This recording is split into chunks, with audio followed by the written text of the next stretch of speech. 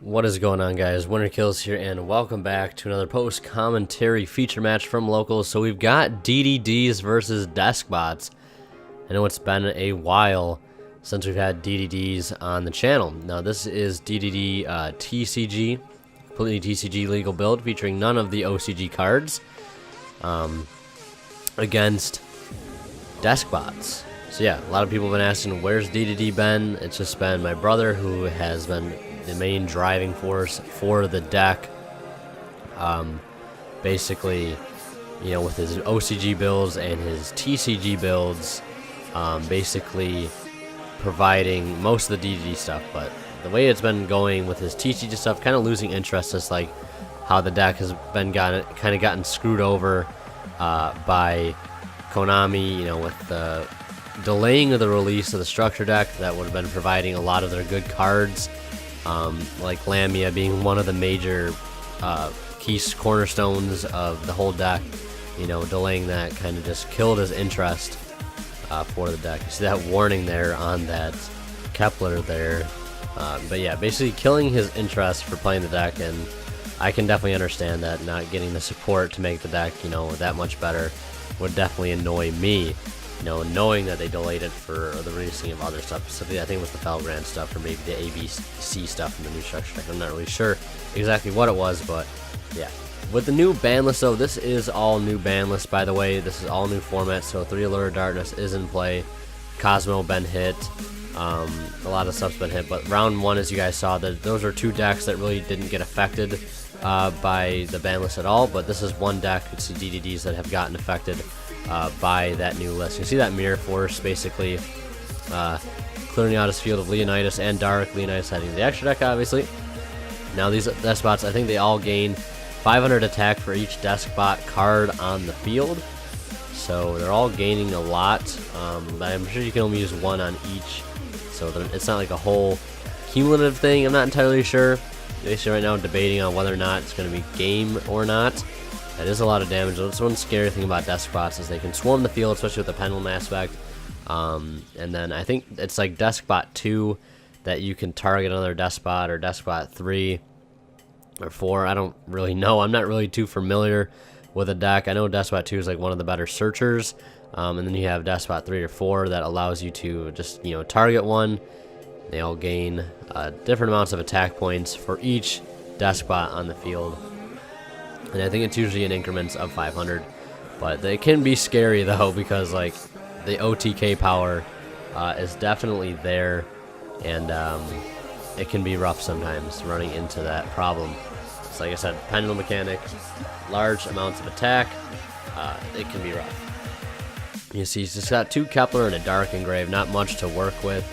You can't get anything on field next turn. Probably get OTK'd or FTK'd, not FTK'd, but OTK'd through the rest of his life points. Solemn Strike and a Swamp King, it looks like, in his hand, but is kind of problematic. So he's gonna have to definitely go for Dark, and if he gets rid of the Dark somehow, it's gonna be game over, because he'll take that 1,000 and then any more battle damage over that. And then he's going to use the effects of the other Deskbots during the battle phase to help just gain more attack, because I believe they are during either player's turn. And I don't know if Dark will be able to get over it at that point. So yeah, it's going to be game over for there. Pretty quick game. Game 1 didn't open up too well on the DDD side. Obviously, we know what DDDs are capable of, especially with the OCG cards. Like I said, again, the OCG cards really make it that much better. The Sheen Duplication in Deskbot 2, probably the best opening, at least from my experience, that you can have with Deskbots. And I believe they all added Deskbot from deck to hand, and not once per turn when they're normal or special, I believe, or when it is just special.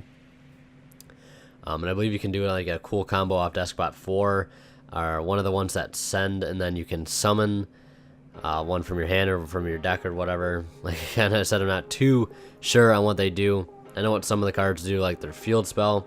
Field Spell is actually pretty busted. Deskbot Base. It's a field spell basically, which you see adding 2 Deskbot cards to his hand there for the 2 that were special summoned. And Reasoning, great card to play in Deskbots. A lot of different levels, and vice versa. So He's gonna get Deskbot 5, I think. I think that's a good, pretty good summon to get to the field. Deskbot 5, very good card. I think some builds were using that to make Infinity pretty easily with Deskbot 5's own effect. There's Deskbot base. All Deskbot monsters I think he controls gain 500 attack.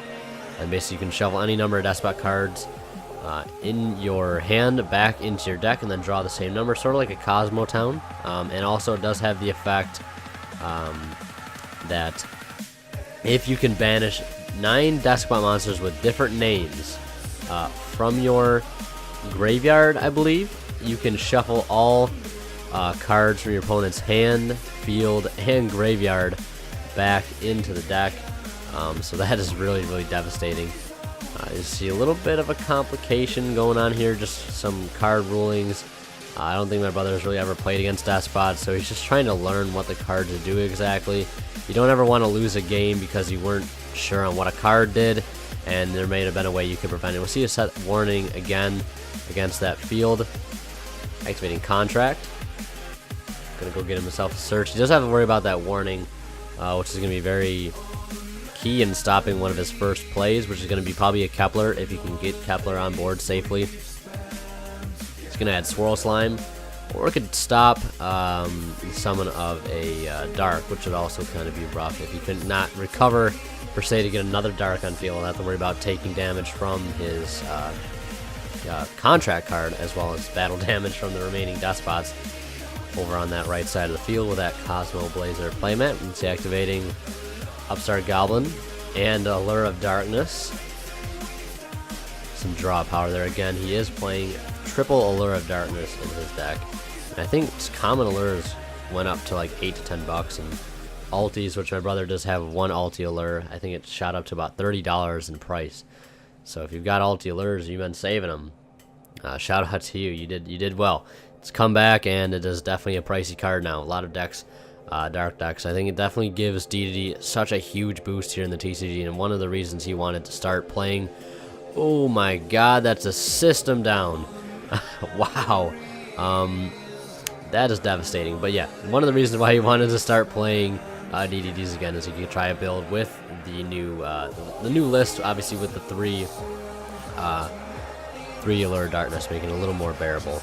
Solemn Warning coming back for a little bit of revenge for that Savage system down, but no worries. Ragnarok will revive Dark, and he'll swing in for a total of, I think, 4,800? Or I think, no, that'd be 5,000, because Ragnarok has 2,200 attack, if I do recall correctly. But that system down was absolutely insane. That definitely probably have won in the game right there, depending on else what he has.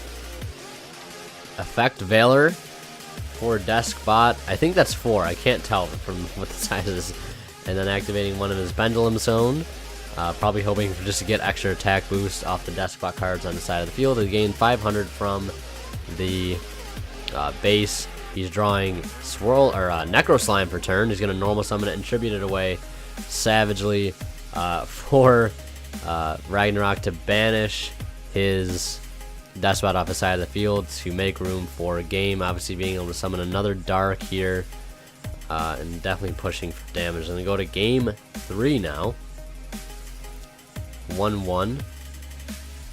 And we'll be able to see what happens here. Upstart Goblin into, looks like Allure of Darkness, getting some draw power right off the bat. Not bad. I think the one game he played against me, he went double Allure in one turn. Drawing 4 cards is always nice. Definitely a nice thing, like I said. One of the main reasons, though, why he wanted to play DDDs again and kind of sparked interest was because of Allure. Had some build ideas with it. And we'll definitely see there's another Allure of Darkness right there. You see, one of the also one of the next things is going to be when the tints come out and they finally get some of their support. You see the proxy of Thomas. He does have one English copy, but he didn't have his 2 other English copies with him, so he just used the old proxies from before, as I'm sure most of you know. You know, it's out in the OCG or in the TCG now, so it really doesn't matter. He does have one, I think, English copy in his deck. Basically, it's a nice card to play. I think he's playing 3 just because it's a nice free rank 8 based off how the card works.